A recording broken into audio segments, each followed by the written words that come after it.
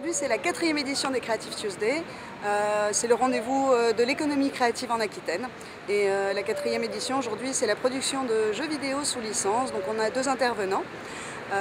Sébastien Vlore de Asobo Studio qui vient nous parler de ses productions, puisqu'il a fait Toy Story 3, Up, Ratatouille, enfin énormément de titres sous licence avec Disney et Pixar. Et ensuite PopCap, Eric Tomreau aujourd'hui qui nous présentera, qui nous parlera de Bejeweled, d'une licence développée par PopCap, qui est un studio irlandais. Voilà. Qu'est-ce que c'est que Bordeaux Game ? Alors Bordeaux Game, c'est une association professionnelle qui regroupe tous les acteurs du jeu vidéo en Aquitaine. On a 23 studios adhérents et qui travaillent dans le jeu vidéo. Et Bordeaux est une vraie place du jeu vidéo en France. On est le 3e pôle du jeu vidéo au niveau national. Bonjour Frédéric. Bonjour Kirill. Alors on connaît bien ta société Aesia. Oui, Aesia, exactement. Alors tu es présent ici et tu fais partie de Bordeaux Game. Je fais partie également de Bordeaux Games en tant que trésorier et Aesia est aussi membre administrateur.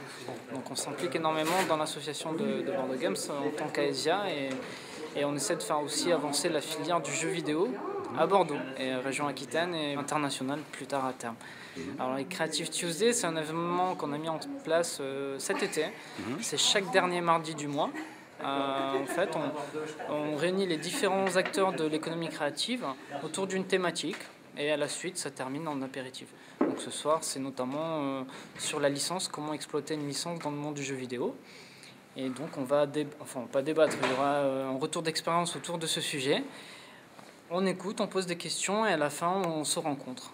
On vient ici pour participer à l'événement Creative Tuesday parce que Tony et moi montons une société à Bordeaux qui s'appelle Honor Agency et on propose des créations musicales pour tout type de support de communication et les jeux vidéo font partie des secteurs d'activité de prédilection et on vient aujourd'hui pour être intronisé, présenté à tous les acteurs de Bordeaux Games.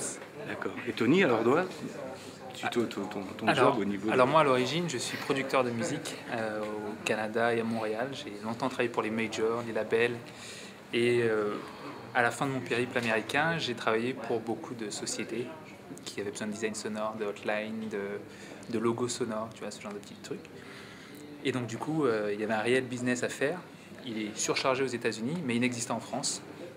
Donc on a monté un agency avec Mathieu à Bordeaux. J'ai été invité à assister au Creative Tuesday parce que les concepts qu'on développe utilisent la notion de jeu en ligne sur un terrain qui par contre est bien réel, qui est celui des spots de glisse des usagers. D'accord. Alors vous parlez-nous de votre métier un petit peu. Mon métier il consiste à accompagner les marques qui officient dans les sports de glisse à améliorer leur marketing digital. C'est-à-dire leur marketing sur Internet, à valoriser la présence de leur marque auprès de leurs cibles, de leurs utilisateurs. Je travaille pour la société PopCap, qui est une société américaine. Alors ce soir, vous intervenez ici, alors pour parler de quoi ?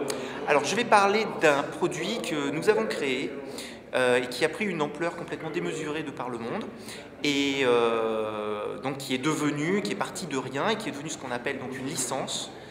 Et que donc qu'on a décliné sur beaucoup de plateformes, qu'on a sous-traité à diverses sociétés de par le monde afin de pouvoir on va dire, faire connaître ce produit encore plus qu'il n'est connu à l'heure actuelle. Et puis je vais essayer de montrer un petit peu les rouages qu'il y a autour de ce genre de création et de phénomène, puisque là on parle vraiment d'un phénomène qui était un petit peu aux innocents les mains pleines et qui a pris une ampleur qui n'était absolument pas pensée à l'origine. Est-ce que vous pouvez me donner un exemple ? Il y a un jeu qui s'appelle Crash Bandicoot qui a été l'une des très bonnes licences de ces 10 dernières années. Pac-Man par exemple qui est l'une des plus connues, Mario. Voilà, tout ceci sont des licences qui au départ sont parties de rien et qui sont devenues des titres avec un nom que tout le monde connaît et donc avec une vraie valeur marchande derrière. Je vais parler des jeux basés sur des licences envergure mondiale et plus particulièrement ce que ça représente de les développer depuis Bordeaux. Par exemple des licences à envergure mondiale, ça peut être des grands films comme Harry Potter, Le Seigneur des Anneaux, Toy Story 3, etc. Bordeaux est très créatif. Très créatif. Merci.